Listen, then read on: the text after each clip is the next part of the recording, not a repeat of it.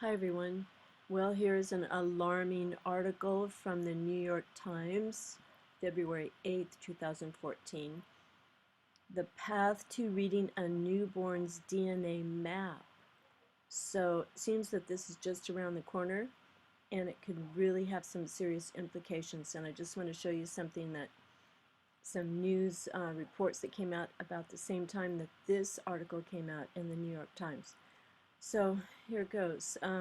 What if laboratories could run comprehensive DNA tests on infants at birth, spotting important variations in their genomes that might indicate future medical problems? Should parents be told of each variation, even if any risk is still unclear? Would they even want to know? Okay, this is really invasive, totally invasive, because as you'll see in the next few paragraphs, they don't even know what these things mean. It's kind of more experimentation for them to study humans rather than getting information to serve parents. New parents needn't confront these difficult questions just yet. The more than 4 million babies born in 2014 in the United States will likely be screened in traditional ways by public health programs that check for sickle cell anemia and several dozen other serious treatable conditions. So far, DNA-based tests of infants play only a small part in screening, but that may change in the next few years. See, it's very close. As technology that can sequence and analyze the entire genome of a child becomes available, potentially detecting a range of inherited genetic conditions at birth. It's the same type of analysis that now can tell adults, if they choose to ask for it, whether they are at high risk for a certain type of cancer, for example. Okay, I think that's what Angelina Jolie had done. And then she opted for double mastectomy, when it might not have even happened. And there is such a thing as epigenetics, where you can change your genes. So a lot of people don't believe that, but it's true. You got to check that out. Epigenetics, epigenetics, epigenetics. It's kind of a new field. Anything's possible. As the technology becomes more sophisticated, it will inevitably expand into the world of newborns. Poor newborns. They're coming into a pretty crazy world. To begin dealing with the complexities of that new world, the National Institutes of Health have awarded $5 million in 4 pilot grants under a research program. Genomic sequencing may reveal many problems that could be treated early in a child's life, avoiding the diagnostic odyssey that parents can endure when medical problems emerge later, said Dr. Cynthia Powell, winner of one of the research grants and chief of the Division of Pediatric Genetics and Metabolism at the University of North Carolina School of Medicine. What if some so-called problem appears during the genomic sequencing, and then parents freak out and they go, oh no, I don't want to take the risk and have this child. You know, that's pretty creepy. Oops. Okay. The research projects are unusual in that they tightly link technical and clinical problems with ethical ones, said Dr. Edward McCabe, Chief Medical Officer at the March of Dimes in White Plains. So often in biomedical research, there is a siloed way of thinking in which technical problems are considered independent of their social implications, he said. Here we have transdisciplinary thinking at the core.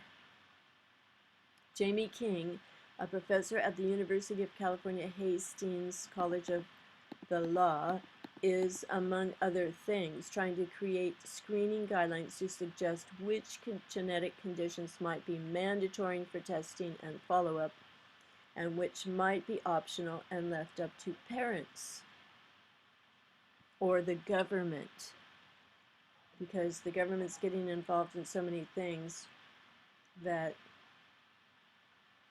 maybe the parents won't even have a say-so. This will take the wisdom of Solomon, she said. We will be debating it for years to come. One of the drawbacks of DNA tests for children, as well as for adults, is that they reveal many mutations that don't pose problems for the people who carry them. Yeah, so how do they decide which mutations aren't really serious? Many changes in the DNA sequence aren't disease-causing,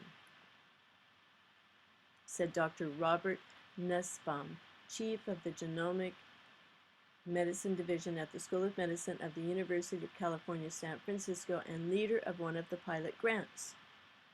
We aren't very good yet at distinguishing which are and which aren't.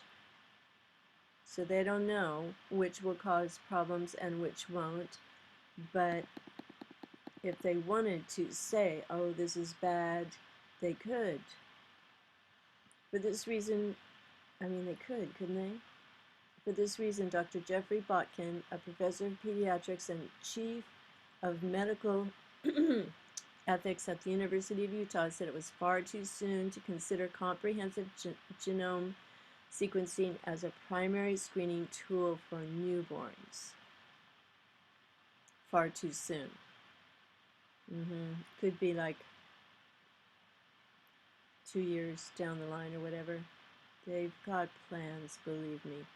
You will get dozens of findings per child that you won't be able to adequately interpret, he said. Imagine trying to explain dozens of these unknown variants to parents. And it's an enormous psychological burden on the parents, who can't know whether the child has an actual problem or not. The ethical issues of sequencing are sharply different when children, rather than adults, undergo comprehensive DNA tests. This is coming, though. Even if they're talking about it, it means it's coming. Adults can decide which test information, if any, they want to receive about themselves. But parents won't usually have that option. Their parents will decide. Or insert government right here. We can't presume that children would want or benefit from the information. The first human genome was decoded only a decade ago. Isn't that amazing? Only 10 years ago, and this is all happening now. Things are moving fast. But genomics has already become a multi-billion-dollar industry. Here we get to the money part of it.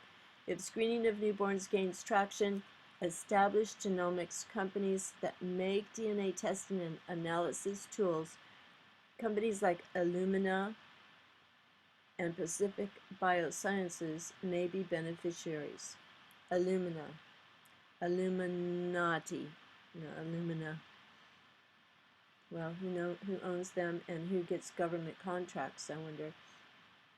Dr. Powell of the University of North Carolina wants the pilot projects to establish research data before consumer-directed programs offering comprehensive genome sequencing and analysis become widespread, which it will.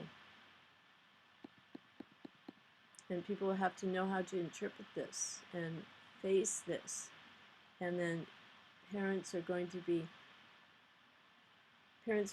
given this information saying, well, this could happen, so, what do you want to do about it? Or nothing could happen, like 50-50 risk with something, and then the doctors don't even really know for sure if some mutations are normal. This is really, we're entering dangerous territory right here.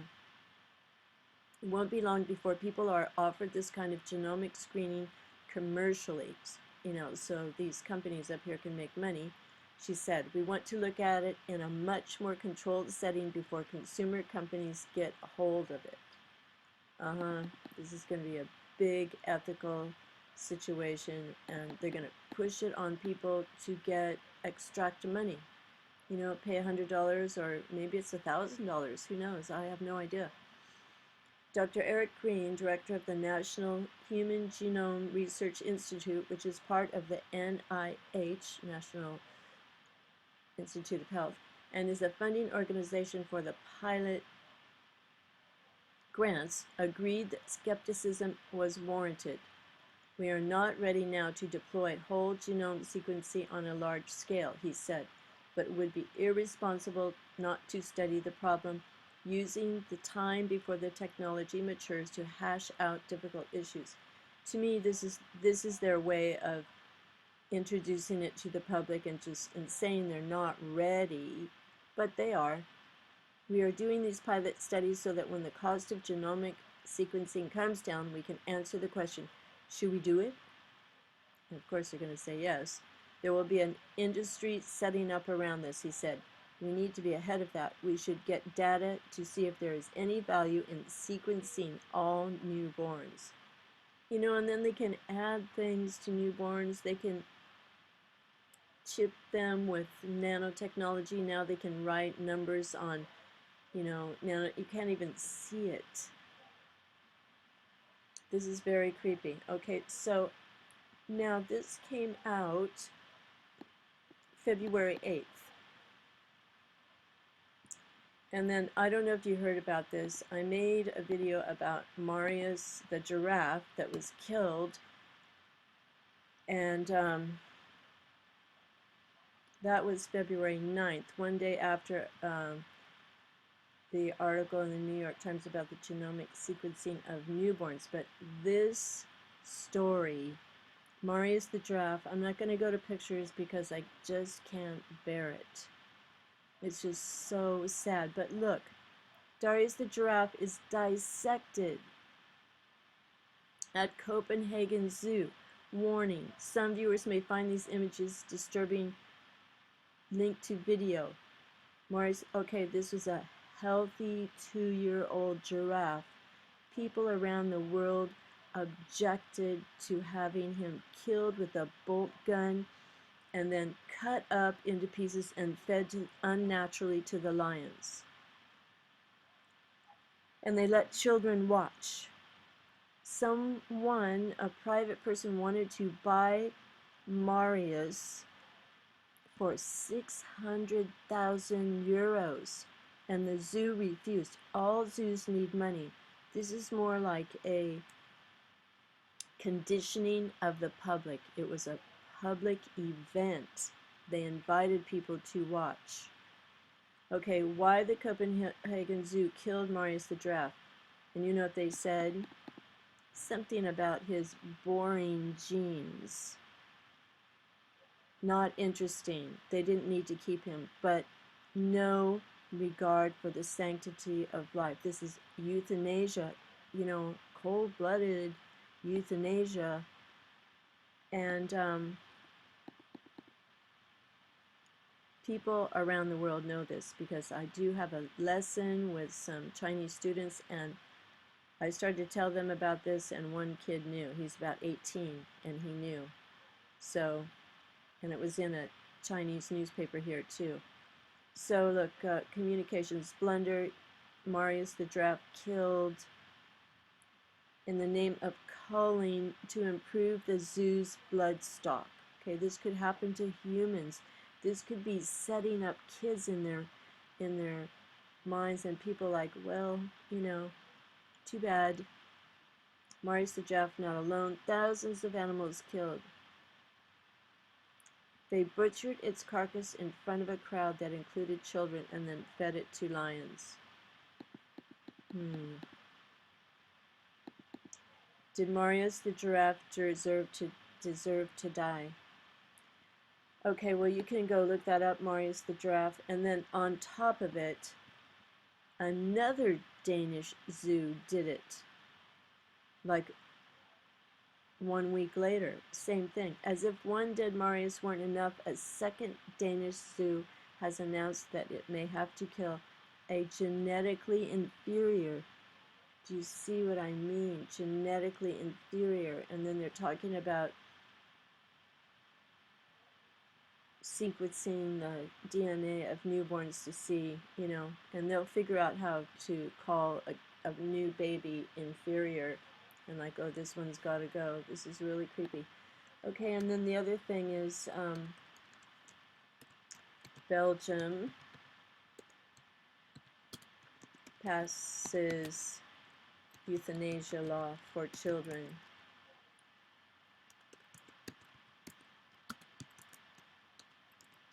So, and that was passed, that was in the news about the same time, okay, February 13th. Belgium passes law extending euthanasia to children of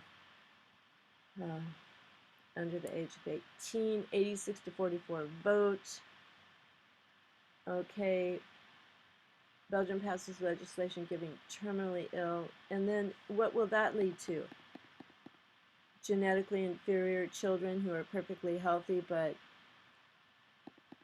you know the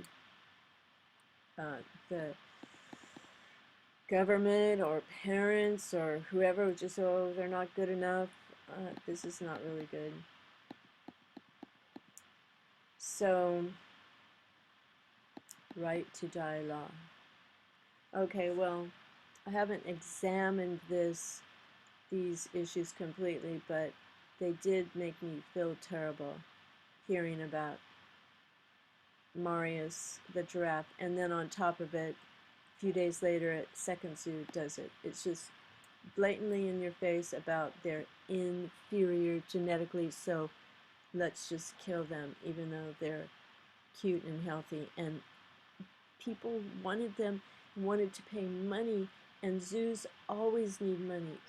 A private donor, can you imagine, 600,000 euros, and they refused. Disturbing. Okay, thank you for watching, and this is what's happening in the world now. It's becoming colder and heartless. So God bless everyone with the truth, and pray that you and your family and friends and all of us will escape what is coming on the earth. That's in the Bible somewhere. I don't know the exact scripture. Just find it right now.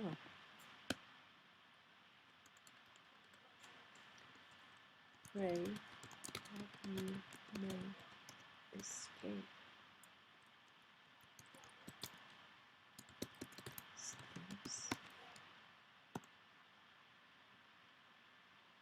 Luke 21:36. Be always on the watch and pray that you may escape all these things that shall come to pass and to stand before the Son of Man. Okay, being counted worthy to escape these things. Yes, glue yourself to God. Hide under the wings of our holy God, because He will protect you. Okay, thank you for watching. Goodbye for now, and God bless you.